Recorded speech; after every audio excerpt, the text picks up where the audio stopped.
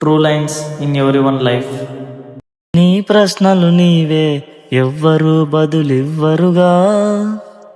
నీ చిక్కులు నీవే, ఎవ్వరు విడిపించరుగా.